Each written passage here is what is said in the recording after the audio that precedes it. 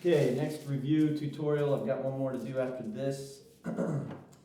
This was a condition I saw a number of people get caught up by because they have irregular plans, and because I probably said in studio that I want you to cut through apertures wherever possible, and so you may have tried to cut, like in this particular plan, through apertures on one side of the plan, and as you moved over you noticed you weren't cutting through apertures anymore, and so you started to draw other things.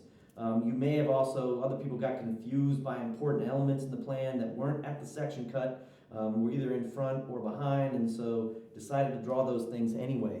Do not make other decisions besides how the system is meant to work. This review is supposed to reinforce the fact that you only cut where the section line is and nothing else. Now, some of you, for whatever reason, have these kind of funny plans, which are okay for this class, where we have these really massive walls that you're cutting through, and you get confused about what to do about that for some reason, as if they're too big to cut through, and maybe you're not sure what's inside of those things. For the purposes of this class, if you've got a massive wall like that, we're just going to, in plan we can see it's pochade. We can imagine that in section it's going to be pochade the same way. We don't know what's inside of that. We've talked in class about how we think maybe these walls, all of them, could be concrete. We've talked about the thicknesses of other materials. For right now, I've said just imagine it's masonry, some kind of heavy masonry, stone, block, concrete, that is just some kind of uniform stuff that we're not going to necessarily worry about right now. We're just going to worry about how to cut sections. The number one thing about cutting sections is that you cut where the section line is and nowhere else. We don't want to cut in front of it, and we don't want to cut behind it. You can move this section line. If you don't like where the section is or you're confused by it, you're the designer, move the section line. You're not stuck with the section line. You can move it, okay? But we don't want to cut ahead of it or in front of it, okay? So I'm going to show you a couple things. But first I'm going to draw this section, and I'm going to talk about a couple things that people did.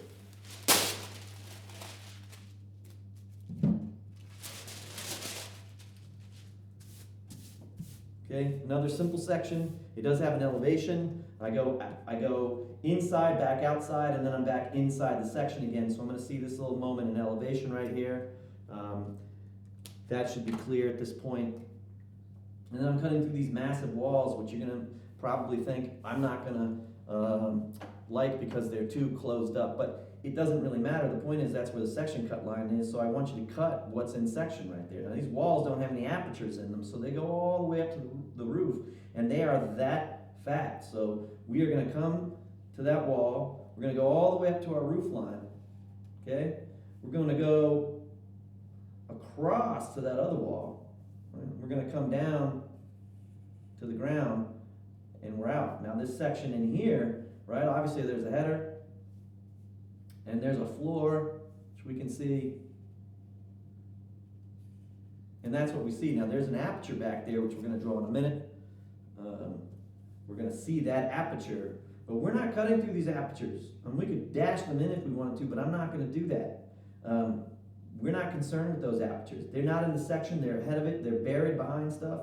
I can see that through, and so I'm going to draw that, but this other stuff, I'm not going to worry about it. I'm going to come over to this wall, I'm going to go up to my sill, because I'm cutting through, come down to the floor, I'm going to go across up the sill, I'm going to come back to the ground, and I'm out, and then I've got headers over those, so I'm up, down, over, and there we go.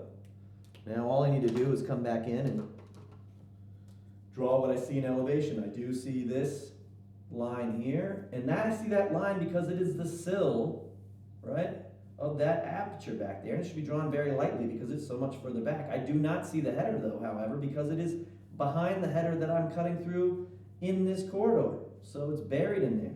I do not see the jambs because they're behind all that. I just see that one light line, and that tells me that there's an aperture back there. I see these jambs behind me, or in front of me, all right?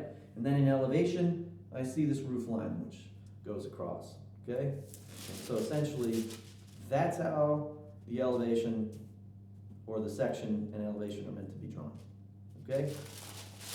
So, got that. Now let me show you what trips some people up.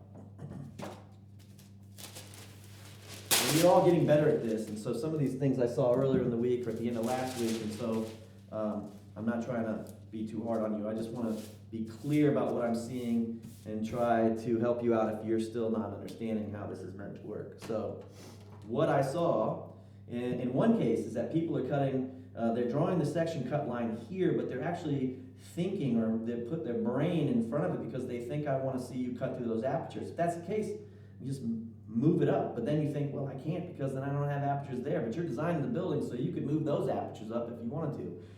In any case, I kind of think it's interesting, even looking at that other section, that this is an interesting spot to cut. It's weird, and so why don't I try to explore that and see what that feels like? And so why not do that?